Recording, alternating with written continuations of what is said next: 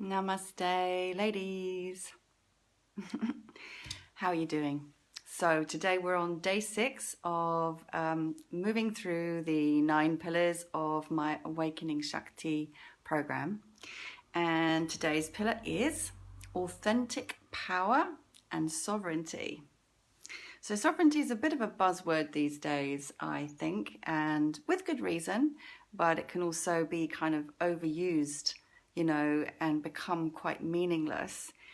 But it is really essential for this journey of awakening and self-empowerment. And it's also a really big part, in my opinion anyway, of what's happening in the world right now. We're a part of it. We're a part of this great awakening that's happening, right? And a really fundamental aspect of what we're being called to step into and embody is our sovereignty as human beings on this planet. So it's kind of an unavoidable trajectory, but it's also a choice, and it's also something that the ego is going to fight, kicking and screaming a lot of the way, because sovereignty requires us to acknowledge and live fully in the knowing that we are 100% responsible for everything in our lives. And there's no excuse, and there's no victim, and there's no one to blame. So that's a part of it. So also authentic power. What is that? Well, I called it that because, power is a very loaded word. It's a very loaded term. It comes with so many mixed messages and different understandings of what that might be. And again, I think the sort of dominant understanding or notion of what power is very much influenced and tainted by our experience of a very immature masculine energy thread that has run through the patriarchal system. So that would be in terms of thinking of power, whether it's a man or a woman that we're speaking about, and I will make distinctions. It's about having power over somebody else, for example.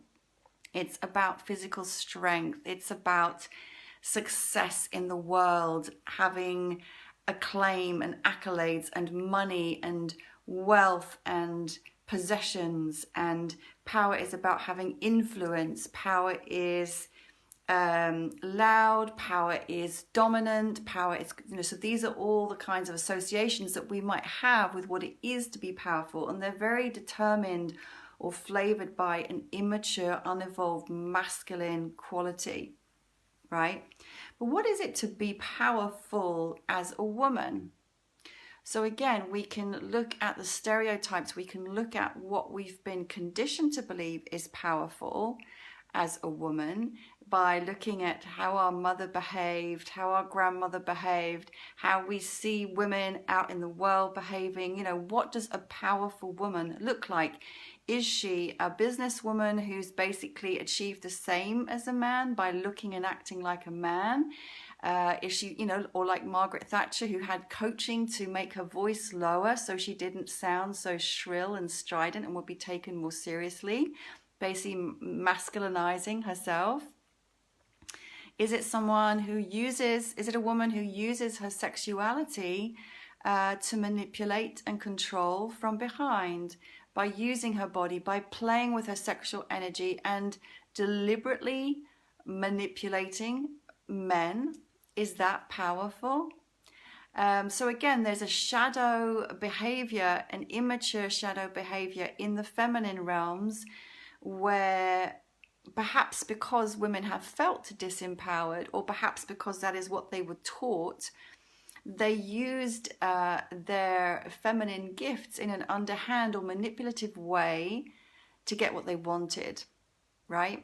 So these are shadow aspects of power. What is authentic power, though? What does it mean to stand fully and truly in your sovereignty and your power as an awakened woman? What does that mean? What does it look like? Who models that for us? Do you know someone who's modeling that? How do they live? How do they show up in the world? And if you begin to ask yourself these questions and also begin to ask, where do I feel empowered? Where do I feel disempowered? What disempowers me? How do I disempower myself? How do I allow myself to be disempowered? Because it's always a choice. As a child, of course, you don't have the choice. As an adult, you do have the choice. You choose. So where and what is happening in your life to give you information about when you feel empowered and when you feel disempowered. What is it? You'll notice there are sensations in your body that go with it, right? So your body's always the information. Your body's always telling you how it is to feel empowered or to feel disempowered, so that the body's sensations are giving you information. So again, this is how all of the different themes in the Awakening Shakti program interrelate. You need to be in your body. You need to be feeling your body to have your clear yes and no, to have the information about what's going on. So you're pointed towards how to change your thinking, how to change your behavior, how to hold your boundaries, where you need to say yes or no. And your body will very quickly tell you, because you will feel out of alignment if you're saying yes when you don't mean it, if you don't say no when you really want to, right? That's not empowered. So here again, into the realm of power come the issues that are very typical for women, like people pleasing, like not saying no, like thinking it's a bad thing to say no to someone. Actually, it's worse to say yes when you don't mean it than to say no, right? Because you're not being true to yourself, you're disempowering yourself. So ultimately, in my book, authentic power looks like a woman who speaks her mind, who speaks her truth, who honors her body, who listens to her inner wisdom, who says yes when she means it 100%, who says no when she means it 100% with no guilt, with no excuses necessary, who holds her boundaries, who knows what her boundaries are. So even that can be a self-education that's needed, because so often, I'm going to speak personally, I didn't know about boundaries. My boundaries were constantly overridden growing up, so I had no concept of boundaries, and had to find out that there was even such a thing and educate myself and learn, oh yeah, this doesn't feel right. I can say it's okay to say no, right? But until that point, boundaries constantly being overridden and allowing it, because I didn't know any different. But the body gives you signals because it feels off, it feels uncomfortable. So you're being true, you're being yourself, you're being your authentic self, not a facade, not a fake persona, not the people pleaser, not what you think people want you to be, not acting in any way, just completely transparent, completely real, completely yourself. Most people are going around with some kind of mask or facade on, some kind of act, some kind of front. And I'm not saying that to judge you. I'm saying that because that's how we learn as children and as young people. We have to change who we are from our true nature to be loved, because the love at home, at school, in the world is conditional. So we begin to put on these facades that are not us. And the awakening process asks us to take them all off and get real. And get really real, get really real, get really real, get even more real. Being in your power as a woman means you have to be in your body. There's no way you can be an empowered woman if you're not in your body. What does that mean? It means you live from the sense of being grounded and in touch with sensation and energy in your body. You can feel every part of your body, right? You're in dialogue with your body. That's what being embodied it means. If there's parts of your body that are numb, there's work to be done. If there's parts of your body that are constantly unwell, diseased, or in pain, there is work to be done to come deeper in. So another kind of reframing of the notion of power as authentically woman is again to flip what the world tells us. So the world tells us that strength, physical strength, the ability to push against, for example, is power. But there's also power in yielding. And some of the essential qualities of the feminine are her softness, are her receptivity, are her sensitivity, are her capacity to feel everything deeply. Her heart, her love, these are all essential qualities of the divine feminine. And of course, her sexuality and her sensuality. If you are disconnected from your sexuality and your sexual energy, you are disempowered. It doesn't mean when I say that you have to go around fucking everyone or having sex all the time. That's not what I'm talking about. But the flow of Shakti through your body and through your being is available to you. And of course, Shakti is the transpersonal energy that is the creative energy of all. That is part of your and my divine, sacred, feminine essence. If that is shut down, closed off, repressed, you cannot be standing fully in your true, authentic feminine power. Impossible. Right? So then along with that understanding comes the inner work that's necessary to reopen the body, to create safety for yourself rather than needing safety from outside, so that you are able to open your heart, so that you are able to open your sensitivity, so that you are able to feel deeply and feel safe in that. So sensitivity, receptivity, love, vulnerability, your heart space, your heart chakra, these are all powerful. This is where your power lies, in your softness, in your surrendering. However, as with all of this, this can't be something that you just decide to be and put on. It has to come authentically as a result of your own inner work, your own inner healing, your own gradual opening, and the cultivation of a relationship with your inner divine masculine, so that you are holding yourself, so you are anchored. It's about anchoring yourself into the earth and into the sky. So you have this polar connection. You have this anchoring energy that's running through you. You have this connection to the transpersonal, to the divine, sacred feminine and masculine within yourself, and you're anchoring yourself in that source, which is infinite, which is beyond you. And then with that is complete security, a sense of complete wholeness, a sense of being able to tap into unconditional love that is beyond your human self, right? And allowing that to flow through you, a tapping into the wisdom that's available to you, again, far beyond the mind, the small mind, just infinite cosmic wisdom that comes through the womb, that comes through a connection to your Shakti energy. Shakti, of course, I didn't even say at the beginning, means power. Shakti means power, and that's what you are. Divine feminine energy, power. This is you.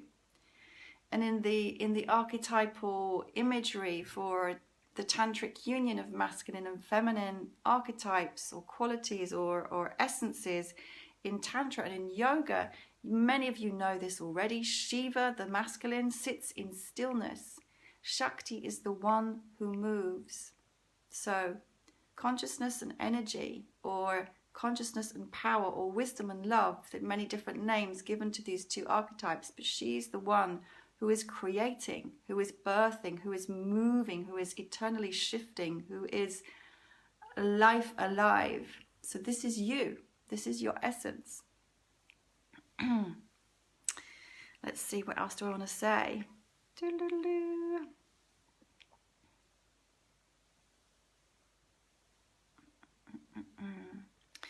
Anger, that's it.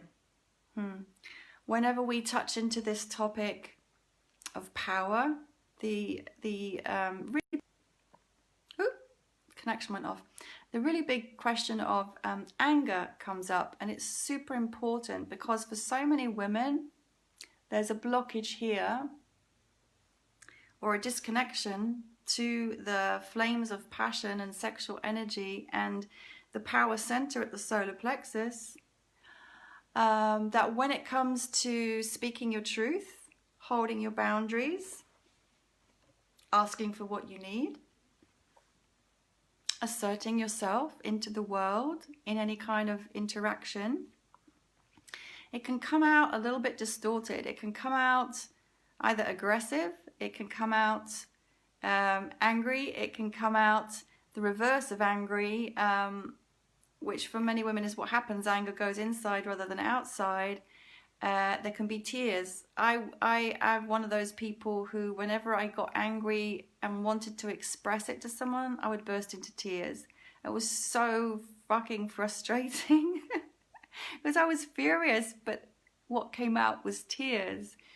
And that was for me because it hadn't been safe as a child and as a teenager to oppose my father, who would slap me around the face or shout at me or lock me in my room. So there was a real fear and containment of my anger because it hadn't been safe.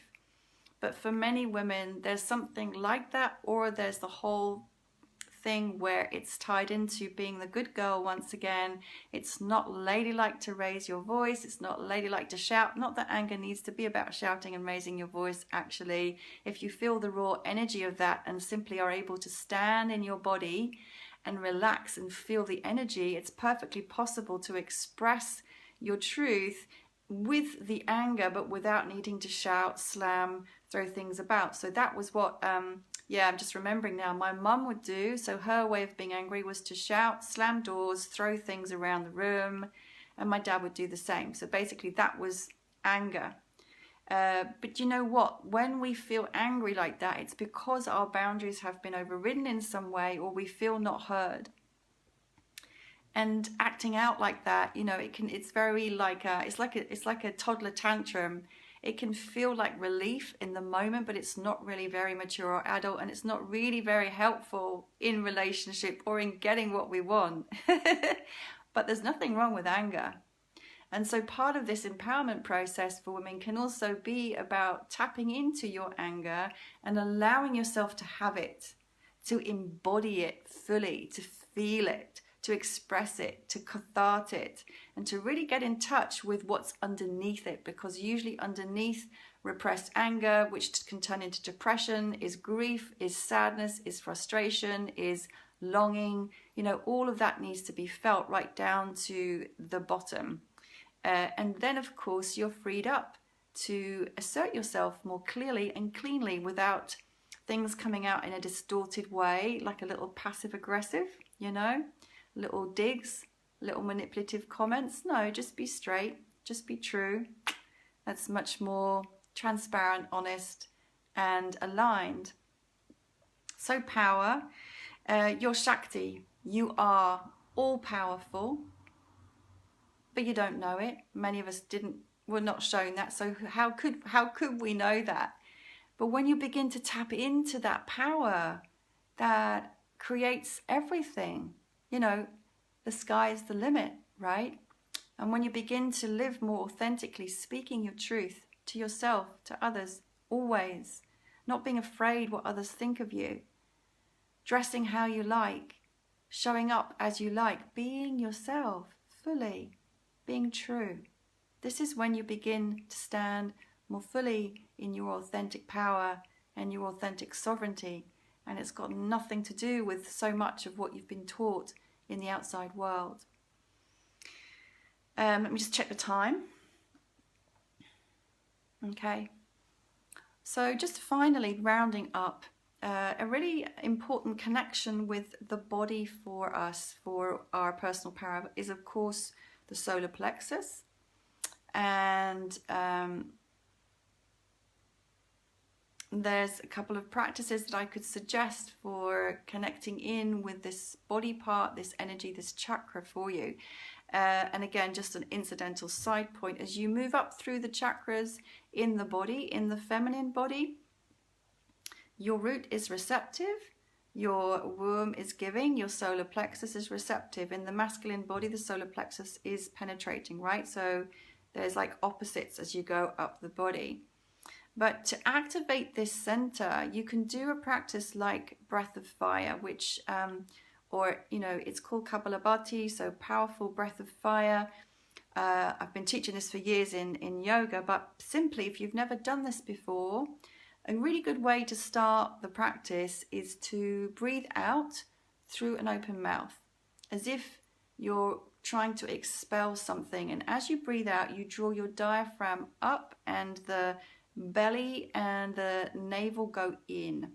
So it's like, almost as if someone's punched you in the stomach, and you contract these muscles and breathe out.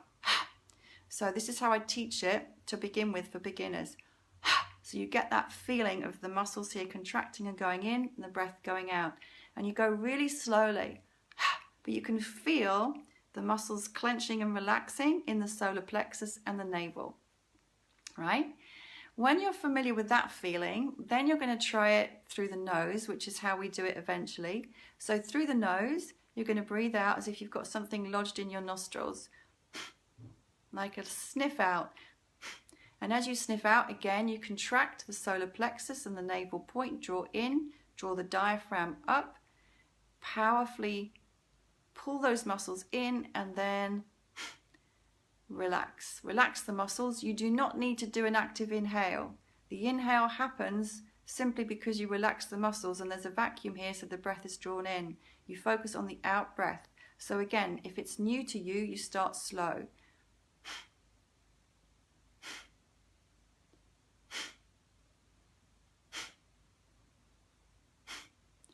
Then you're going to gradually speed up. Focus on the out.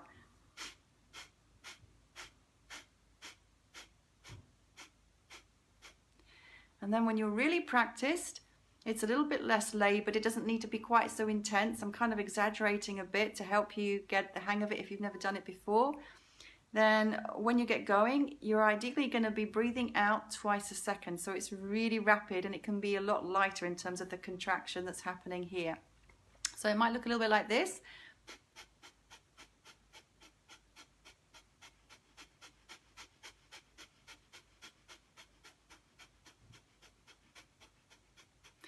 Do that breath 3 minutes a day, and it will begin to fire up your solar plexus. It activates your sexual energy, your Kundalini energy, and it will begin to tap into any energy that is blocked in that area to begin to move it through for you.